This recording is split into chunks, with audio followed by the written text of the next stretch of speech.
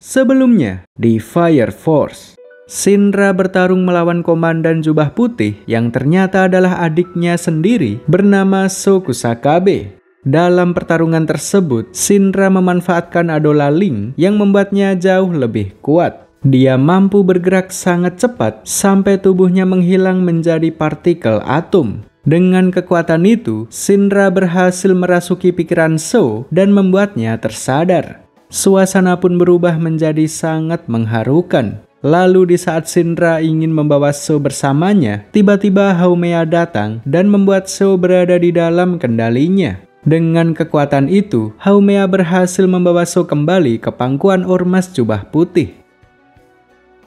Dunia masih tetap sama seperti yang sebelumnya. Masih tidak ada perubahan sama sekali. Jubah putih masih berkeliaran bebas dan umat manusia masih berada di dalam teror api. Di markas pasukan 8, Shinra dan Obi sedang berdiskusi tentang apa langkah mereka yang selanjutnya. Diketahui bahwa kapten pasukan 4 yang bernama Hague sempat terlihat di alam Adola. Artinya, dia terhubung dengan Adola Link.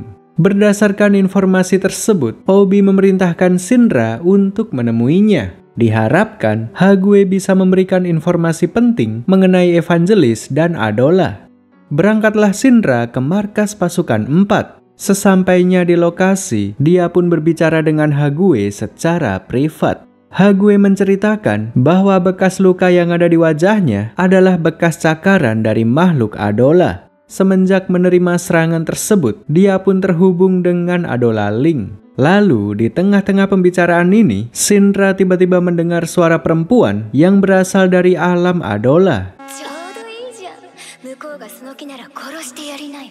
Si perempuan mempengaruhi pikiran Shinra hingga membuatnya kehilangan kendali atas dirinya. Shinra mengamuk dan menyerang siapapun yang ada di hadapannya. Terjadilah kekacauan di halaman markas pasukan 4. Beberapa anggota pasukan 4 yang juga dibantu oleh Arthur bekerja sama untuk menyadarkan Shinra. Dari semua orang yang ada di sini, Arthurlah yang paling mengenal Shinra. Sambil bertarung dia berusaha menyadarkan Shinra dengan mengingatkannya akan jati dirinya. Lindungilah orang-orang yang penting bagimu. Itulah yang dilakukan oleh seorang pahlawan. Sekarang jawab aku, apakah kau seorang pahlawan atau seorang iblis? Perkataan Arthur sangatlah dalam hingga terdengar oleh Shinra di alam Adola. Berkat itu Shinra pun tersadar dan berhasil melepaskan diri dari pengaruh si wanita itu. Sebelum pergi, wanita itu memberitahu Shinra bahwa pilar baru akan segera terbangkit. Pilar adalah sebutan untuk orang-orang yang memiliki Adola Burst. Saat ini, pilar yang sudah diketahui adalah Shinra, Sho, dan Haumea. Masing-masing pilar memiliki tujuan yang berbeda-beda. Ada yang ingin menyelamatkan dunia seperti Shinra, dan ada juga yang ingin menghancurkan dunia seperti Haumea. Jadi, pilar yang akan muncul ini akan diperebutkan oleh dua pihak, pihak Fire Force dan pihak Jubah Putih. Calon pilar yang dimaksud adalah seorang wanita berambut pink bernama Inka. Dia memiliki kekuatan untuk mendeteksi api yang akan muncul. Kekuatan itu biasa digunakannya untuk merampok orang-orang yang membutuhkan bantuan.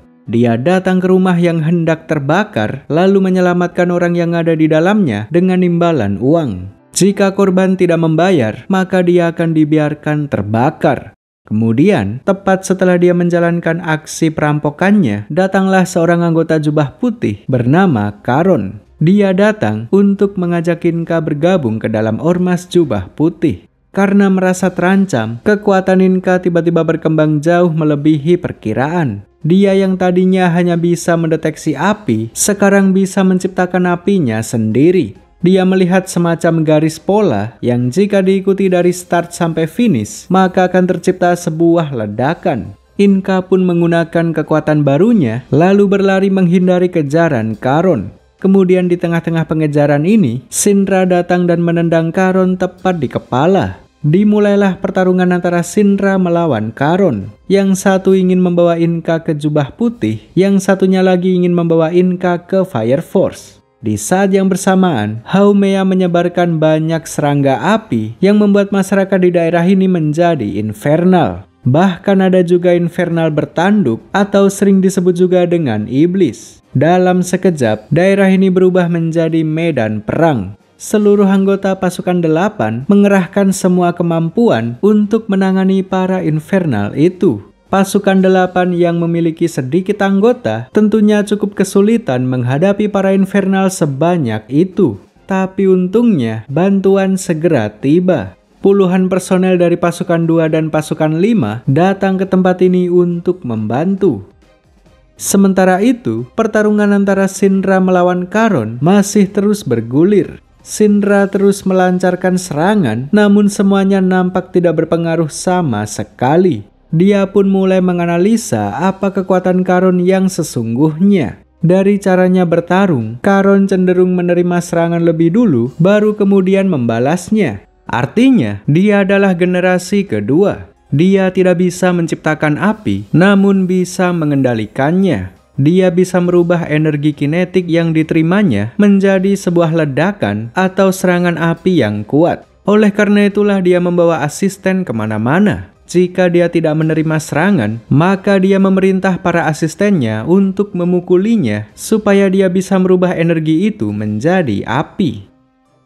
Setelah mengetahui trik yang dipakai Charon, Syndra pun sedikit merubah gaya bertarungnya. Dia meletakkan kakinya ke wajah Charon, lalu menunggu saat yang tepat untuk mengeluarkan apinya. Ketika Charon bersiap memantulkan serangan, disitulah Syndra mengeluarkan apinya secara bersamaan. Serangan Syndra berhasil masuk dan membuat Charon terlempar cukup jauh. Namun secara mengejutkan, Charon bisa dengan cepat kembali dan membalas serangan Syndra.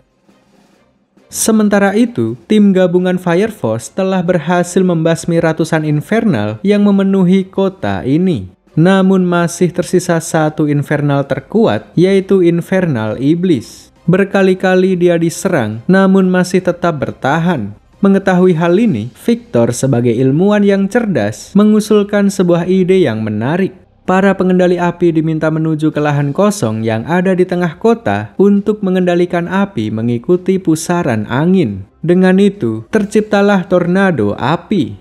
Si infernal dipancing masuk ke dalam tornado, lalu kemudian ditembak oleh Hinawa dengan menggunakan meriam. Kekuatan Hinawa adalah pengendalian peluru. Peluru itu dikendalikan melewati tornado api yang membuatnya berputar sangat cepat. Dengan putaran secepat itu, maka dampak yang ditimbulkan juga semakin besar. Peluru itu melesat dan berhasil menembus jantung si infernal iblis. Berkat kerjasama dari semua pihak, akhirnya kota ini pun berhasil diamankan.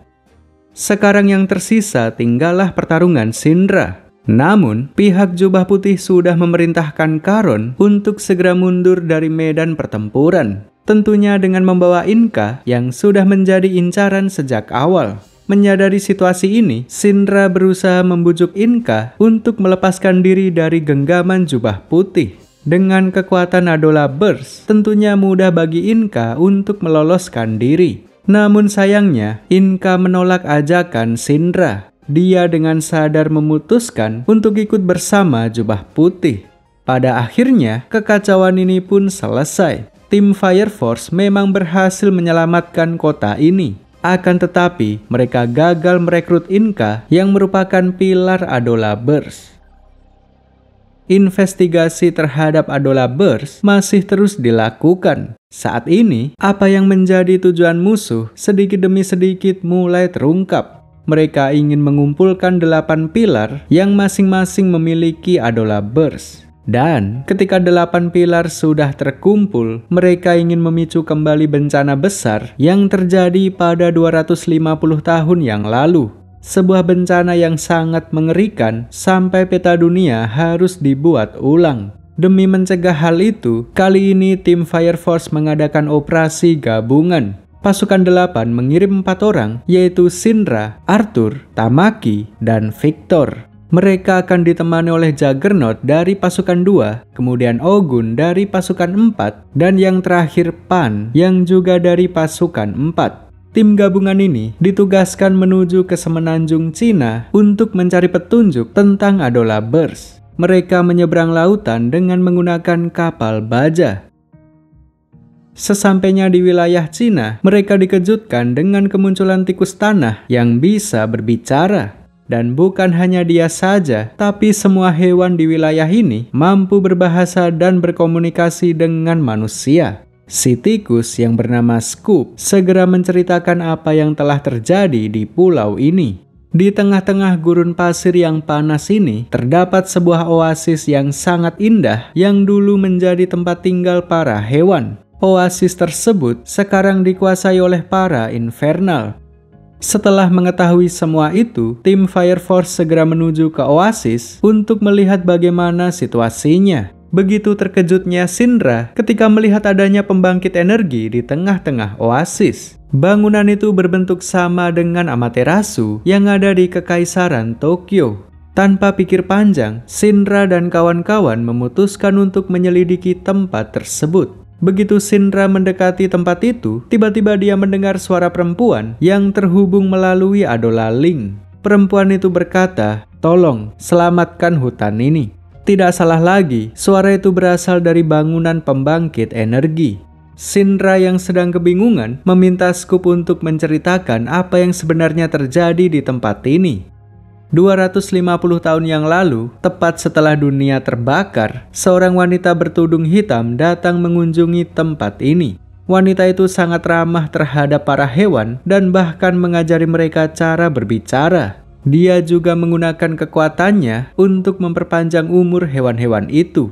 Inilah yang menyebabkan kenapa Scoop masih hidup sampai sekarang. Kemudian pada suatu hari, wanita itu mengaktifkan pembangkit energi dengan menggunakan dirinya sendiri sebagai bahan bakar. Setelah pembangkit energi tersebut diaktifkan, muncullah oasis yang indah di sekelilingnya. Berkat pengorbanan si wanita misterius itu, para hewan bisa hidup dengan nyaman di area oasis, sampai pada akhirnya diambil alih oleh para infernal. Para infernal yang mengambil alih tempat ini dipimpin oleh infernal iblis yang bernama Tempe. Tempe guys, namanya Tempe. Mereka semua sudah menyadari kedatangan Shinra dan kawan-kawan. Tentu mereka tidak akan membiarkan tim Fire Force melangkah lebih jauh dari ini. Dimulailah pertempuran untuk memperebutkan tempat ini. Seperti biasa, Shinra memilih lawan yang paling kuat. Dia berusaha melawan Tempe, sementara anggota lainnya akan menangani para infernal Kroco. Serangan Shinra sama sekali tidak memberikan dampak apapun terhadap Tempe. Berulang kali dia melancarkan serangan, namun Tempe masih baik-baik saja. Shinra benar-benar sangat kesulitan. Lalu dia pun terpikirkan sebuah ide yang menarik, yaitu meminta bantuan kepada si wanita tudung hitam. Si wanita itu bersedia meminjamkan kekuatannya kepada Shinra. Berkat kekuatan itu, Shinra bisa melesat sangat cepat sampai tubuhnya menghilang. Kekuatan yang sama yang digunakannya ketika bertarung melawan Sho. Dengan hanya satu tendangan, Shinra berhasil menghabisi Tempe sampai tubuhnya hancur menjadi atom. Setelah memenangkan pertarungan, Shinra mencoba bertanya kepada si wanita tudung hitam mengenai sang evangelis. Untuk menjawab Shinra, si wanita itu pun menceritakan sejarah singkat tentang bagaimana peradaban manusia sebelum bencana besar terjadi. Sejak zaman kuno, umat manusia telah mendirikan banyak agama dengan ajaran dan cara beribadah yang berbeda-beda. Uniknya, meski setiap ajaran agama sangat bervariasi, namun terdapat satu kesamaan, yaitu adanya gambaran tentang sosok Tuhan dan iblis. Kemudian setelah terjadi bencana besar, seluruh agama di dunia runtuh ditelan api. Mulai dari situlah sang evangelis muncul sebagai sosok Tuhan. Shinra diperingatkan bahwa entitas yang coba dilawannya adalah Tuhan. Misi telah berhasil diselesaikan. Tim Fire Force berpamitan dengan Scoop lalu kembali ke dataran Jepang. Sesampainya di markas, Shinra pun melaporkan temuannya kepada Kapten Obi. Dari misi di Cina, terungkaplah bahwa 1. Adanya fasilitas pembangkit energi lain yang mirip seperti Amaterasu. 2. Sumber tenaga dari fasilitas itu adalah manusia yang memiliki Adola Burst. 3. Tergantung dari cara penggunaannya, fasilitas itu bisa memulihkan atau menghancurkan dunia. Dari beberapa temuan tersebut, dicurigai bahwa terdapat manusia di dalam Amaterasu. Kemungkinan besar, orang yang ada di dalam sana adalah wanita berambut pirang yang sempat berbicara kepada Shinra melalui Adola Link. Dia adalah pilar Adola Burst yang pertama. Kekuatannya menjadi pondasi utama di seluruh kekaisaran Tokyo. Tanpa dirinya, Tokyo tidak akan menjadi layak huni seperti sekarang. Cara kerjanya sama seperti oasis yang ada di tengah-tengah gurun pasir. Dengan informasi ini, maka target yang harus diselidiki selanjutnya adalah agama Matahari Suci. Sebuah agama yang dianut oleh seluruh lapisan masyarakat, dari mulai sipil, militer, sampai dengan pasukan Fire Force. Ciri-ciri agama ini adalah setiap doa selalu diakhiri dengan kata Latum. Agama ini dinilai telah mendoktrin masyarakat guna menutupi kebenaran. Dalam kitab sucinya, tidak disebutkan bahwa sumber tenaga Amaterasu adalah manusia. Pasukan 8 ingin sekali membeberkan temuan ini ke masyarakat luas. Namun mereka tidak bisa melakukan itu karena pasti akan menimbulkan kekacauan di tengah-tengah masyarakat. Mereka juga tidak bisa berbuat macam-macam karena agama ini terikat dengan semua institusi di seluruh kekaisaran. Karena Fire Force tidak bisa berbuat apa-apa, maka inilah saatnya bagi Joker untuk beraksi. Dia berniat untuk membongkar rahasia yang disembunyikan oleh Matahari Suci. Joker juga mengajak Benimaru untuk ikut bersamanya. Benimaru adalah seorang proto-nasionalis. Sejak kekaisaran ini dibentuk, dia sama sekali tidak pernah mengikuti ajaran Matahari Suci. Dia selalu memegang teguh ajaran dan budaya tradisional Jepang. Oleh sebab itulah, markas pasukan 7 terlihat seperti pedesaan Jepang tradisional. Tidak ada satupun gereja matahari di sana. Seluruh masyarakat di desa itu memegang teguh ajaran tradisional. Alasan inilah yang membuat Joker mengajak Benimaru untuk membongkar kebobrokan Matahari Suci. Berangkatlah mereka menuju ke gereja utama. Mereka menerobos melalui gerbang utama dan tanpa ragu menghajar para penjaga. Setibanya di dalam, mereka dihadang oleh puluhan elit rahasia yang bekerja di bawah Matahari Suci. Bahkan agama ini memiliki pasukan militernya sendiri. Mereka biasa disebut dengan bayangan Matahari Suci. Joker dulunya adalah salah satu anggota mereka. Namun di suatu hari, dia merasakan adanya kejanggalan lalu memutuskan untuk pergi. Dan beginilah kondisi Joker yang sekarang. Seorang kriminal yang tidak terikat dengan organisasi manapun. Sekaranglah saatnya membalas dendam sekaligus membongkar kebenaran yang disembunyikan oleh agama ini. Joker yang sekarang sudah jauh lebih kuat dari yang dulu. Dengan kekuatan kartu api, dia bisa dengan mudah mengalahkan sang komandan bayangan. Setelah pertarungan selesai, Leonard, sang kapten pasukan 1, datang menemui Joker di tempat ini. Namun di luar dugaan, Leonard tidak berniat untuk menghajar Joker. Dia malah memberi Joker sebuah buku yang berisi rahasia besar yang bahkan tidak diketahui oleh petinggi. Buku itu adalah buku diari milik istri Raffles I. Raffles I adalah orang yang mendirikan agama Matahari Suci. 250 tahun yang lalu, setelah dunia terbakar menjadi abu, Raffles mengembara ke berbagai tempat dan tanpa sengaja menemukan api Adola Burst. Raffles dan para pengikutnya kemudian membangun Amaterasu yang ditenagai oleh api Adola Burst. Berkat itu, daratan Tokyo kembali pulih dan menjadi tempat tinggal yang layak bagi manusia. Kemudian Raffles mendirikan agama Matahari Suci agar orang-orang terus mengingat api yang sudah mengembalikan peradaban. Di dalam diari itu, istri Raffles juga menulis bahwa Raffles sempat bersikap aneh seolah seperti dirasuki. Istrinya curiga bahwa ada orang lain yang sengaja menyamar sebagai Raffles. Kecurigaan sang istri ternyata 100% benar. Orang yang menyamar sebagai Raffles pada waktu itu adalah Yona, salah satu anggota jubah putih yang memiliki kemampuan merubah wajah. Dialah juga orang yang sudah mendirikan agama Matahari Suci atas perintah sang evangelis. Sangat ironis bahwa agama yang dianut oleh seluruh kekaisaran adalah agama yang memuja evangelis. Agama itu didirikan untuk memanipulasi manusia untuk menuntun mereka ke Adola. Setelah mengetahui fakta ini, Joker dan Benimaru segera pergi lalu melaporkan semuanya kepada pasukan 8. Berdasarkan informasi baru yang mereka dapat, mereka pun menetapkan misi yang selanjutnya, yaitu menyelidiki industri Haijima. Industri Haijima adalah perusahaan super besar yang bisnisnya mencakup 70% di seluruh negara. Hampir semua barang di negara ini adalah produk Haijima. Dari mulai pakaian, makanan, alat dapur, kendaraan, sampai dengan senjata militer. Bahkan institusi Fire Force juga didanai oleh mereka. Merekalah juga yang sudah membangun pembangkit energi Amaterasu. Oleh sebab itulah, pasukan 8 ingin melakukan investigasi untuk mencari tahu apakah mereka memiliki hubungan dengan Evangelis. Kebetulan, Victor sudah menerima perintah dari Haijima untuk membawa Shinra.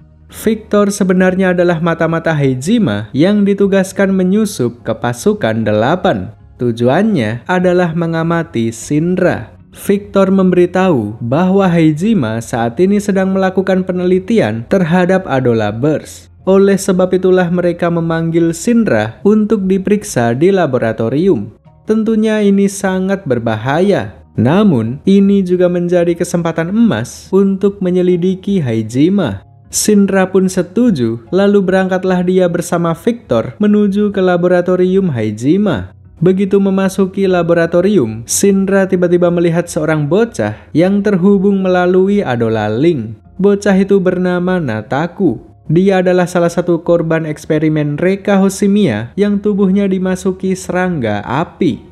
Nataku memiliki ketahanan terhadap api dan sekarang kekuatannya mulai berkembang. Dan jika dia bisa terhubung dengan Adola Link, maka artinya dia adalah seorang pilar Adola Burst. Kebangkitan kekuatan Nataku membuat seluruh laboratorium menjadi kacau. Jubah putih tiba-tiba datang ke tempat ini dengan niat untuk membawa Nataku. Seketika tempat ini menjadi arena pertempuran 3 arah. Tim Haijima, pasukan 8, dan Jubah Putih. 3 kubu ini sama-sama menginginkan Nataku walaupun tujuannya berbeda-beda. Nataku memiliki seorang penjaga dari tim Haijima yang bernama Kurono. Tentu dia tidak akan menyerahkan Nataku baik kepada pasukan 8 ataupun Jubah Putih. Pertarungan berlangsung begitu sengit. Masing-masing pihak mengerahkan seluruh kemampuannya demi menyelamatkan Nataku. Kemudian terjadilah sesuatu yang tidak diduga-duga. Nataku merasa sangat tertekan dan tanpa sadar menggunakan kekuatannya. Sebagai pilar Adola Burst, tentu kekuatannya sangat luar biasa. Dampak serangannya bisa menjangkau seluruh wilayah Tokyo. Untungnya di tempat ini ada Karon yang memiliki kemampuan memantulkan serangan. Dia memasang badan menahan serangan Nataku, lalu memantulkannya ke arah langit. Namun semua itu tidak membuat Nataku berhenti mengamuk. Jika terus-terusan seperti ini, bisa-bisa Nataku menghancurkan seluruh negara. Menyadari situasi ini, Kurono pun segera beraksi. Dia mendekati Nataku untuk berbicara dari hati ke hati. Kurono adalah orang yang paling dekat dengan Nataku. Dialah orang yang paling memahami bagaimana kondisi mental Nataku saat ini. Dengan menunjukkan rasa empati, Kurono berhasil membuat Nataku menjadi tenang. Kekacauan ini pun berakhir. Pihak Jubah Putih memutuskan untuk mundur dan menunda rencananya untuk membawa Nataku. Keesokan harinya, Shinra, Obi, dan Victor diundang ke kantor petinggi Haijima. Mereka membahas tentang insiden yang baru-baru ini terjadi. Dari kejadian tersebut, terbukti bahwa Haijima tidak berafiliasi dengan Evangelis. Pihak Haijima dan pihak pasukan 8 sama-sama menganggap Evangelis sebagai musuh. Oleh karena itulah, sang petinggi mengusulkan untuk bekerja sama. Tujuan Haijima mencari pilar Adola Burst adalah untuk membuat Amaterasu kedua. Mereka tidak segan mengorbankan nyawa seorang pilar demi menyelamatkan puluhan juta nyawa lainnya. Vulkan pun marah ketika mendengar pernyataan itu. Dia mendobrak masuk ke kantor, lalu mengatakan bahwa ada cara yang lebih manusiawi. Sebagai mekanik terhebat, dia berencana membangun pembangkit energi yang tidak membutuhkan tumbal. Haijima sangat tertarik dengan proposal Vulkan. Jika Vulkan benar-benar bisa menciptakan itu, seluruh kekaisaran juga akan menikmati manfaatnya. Haijima pun memutuskan untuk memberikan dukungan penuh. Pada akhirnya, pertemuan ini pun berakhir dengan kesepakatan. Mulai dari sekarang, segala aktivitas pasukan 8 akan mendapatkan dukungan penuh dari Haijima. Beberapa hari telah berlalu semenjak insiden di Haijima. Pasukan 8 menerima informasi tentang lokasi persembunyian jubah putih yang baru. Informasi itu datang dari militer umum. Pasukan 8 diajak berkolaborasi untuk menyerbu markas jubah putih. Namun, pihak militer meminta Maki untuk tidak ikut. Ini adalah demi menjauhkannya dari mara bahaya. Ayah Maki adalah seorang jenderal militer. Baru-baru ini dia tersadar bahwa musuh yang dihadapi Fire Force sangatlah berbahaya. Sebagai seorang ayah, tentu dia sangat mengkhawatirkan putrinya. Oleh sebab itulah dia meminta Obi untuk mengeluarkan Maki. Maki dipindahkan ke kantor militer di bagian administrasi. Dengan begitu, dia aman dari ancaman mara bahaya. Setelah selesai mengurus Maki, berangkatlah mereka menjalankan misi. Mereka masuk ke terowongan bawah tanah bekas jalur kereta. Beberapa anggota jubah putih sudah bersiaga di sini untuk menghadapi mereka. Salah satu di antaranya ada Ritsu yang memiliki kekuatan untuk mengendalikan Infernal. Dia mengerahkan ratusan Infernal dan berhasil menghabisi beberapa orang dari kemiliteran. Tidak hanya Ritsu saja, jubah putih juga mengerahkan seseorang yang kuat bernama Orochi. Gaya bertarungnya adalah jarak dekat dengan memakai senjata cambuk api. Dengan mudahnya dia membuat Tamaki terkapar. Inilah saatnya bagi Juggernaut untuk menunjukkan kekuatannya. Dia sangat murka terhadap Orochi karena sudah menghajar Tamaki seperti itu. Juggernaut bisa menciptakan senjata yang terbuat dari api. Dia pun menciptakan sebuah bom, lalu meledakkan Orochi dengan itu. Ledakan itu membuat Orochi tewas seketika. Pertarungan ini pun berhasil dimenangkan oleh Juggernaut. Sementara itu, Hinawa saat ini sedang menghadapi seorang musuh bernama Iron. Sesuai namanya, tubuhnya sangat keras bagaikan baja. Tembakan Hinawa sama sekali tidak berdampak terhadapnya. Namun selama pertarungan ini berlangsung, Hinawa berhasil menemukan kelemahan Iron, yaitu adalah bagian sendi. Persendian Iron tidak dikeraskan supaya dia bisa bergerak. Dengan menembak bagian sendi, Hinawa pun berhasil memenangkan pertarungan. Sementara Shinra dan Arthur saat ini sedang berusaha menghadapi Dr. Giovanni. Giovanni sudah berkembang jauh lebih kuat semenjak terakhir kali mereka bertemu. Shinra dan Arthur sampai harus bekerja sama untuk menghadapinya. Namun meski sudah bekerja sama, mereka tetap saja kesulitan. Di saat Shinra dan Arthur sibuk menghadapi Giovanni, di saat yang sama Ritsu sedang mempersiapkan ratusan Infernal yang akan diledakkan secara bersamaan. Dengan jumlah Infernal sebanyak itu, dampak ledakannya diperkirakan menjangkau seluruh negara. Untuk mengatasi hal ini, dibutuhkan seseorang yang mampu mengendalikan api dengan jangkauan wilayah yang luas. Dan satu-satunya orang yang memiliki kemampuan itu adalah Maki. Secara mengejutkan, Maki sudah berada di sini. Ketika dia berada di kantor militer, dia selalu terhubung dengan pasukan 8 melalui alat komunikasi darurat. Dari situlah dia bisa mengetahui segala situasi di tempat ini. Sang pengendali api terhebat kini sudah datang. Dia mengarahkan ledakan itu ke bawah tanah, lalu menahannya sampai benar-benar mati. Berkat kedatangan Maki, semua orang pun selamat dari kematian. Rencana jubah putih telah berhasil digagalkan. Begitu sadar bahwa rencananya gagal, Giovanni pun segera pergi dari tempat ini. Pertempuran ini pun berhasil dimenangkan sepenuhnya oleh tim Fire Force. Shinra kembali ke markas dan mendiskusikan sesuatu yang baru disadarinya. Pada saat insiden pertempuran di markas pasukan 7, Shinra sempat terhubung dengan Konro melalui Adola Link. Hanya orang dengan Adola Burst atau yang telah berkontak dengan Adola saja yang bisa terhubung dengan Adola Link. Shinra ingin menemui Konro untuk menanyakan tentang hal ini. Berangkatlah dia ke markas pasukan 7. Sesampainya di lokasi, Shinra melihat Konro yang sedang bertarung melawan Jubah Putih. Dengan kekuatannya, Konro berhasil mengalahkan musuh. Namun, fakta bahwa Konro diincar menjadi sebuah peringatan besar untuk semua orang. Setelah kondisi sudah aman, Shinra pun bertanya apakah Konro pernah berkontak dengan Adola. Konro menjawab pernah. 2 tahun yang lalu, dia sempat bertarung melawan Infernal Iblis. Lalu setelah dia mengalahkan iblis itu, untuk beberapa detik Konro memasuki alam Adola. Begitulah awal mula dia terhubung dengan Adola Link.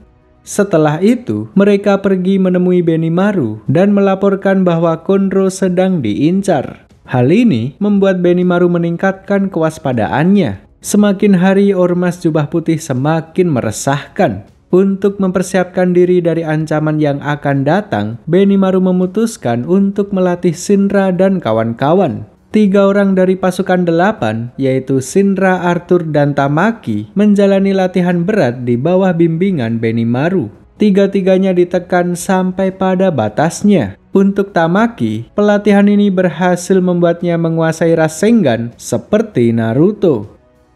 Sementara bagi Shinra dan Arthur, pelatihan ini membuat mereka menguasai api biru.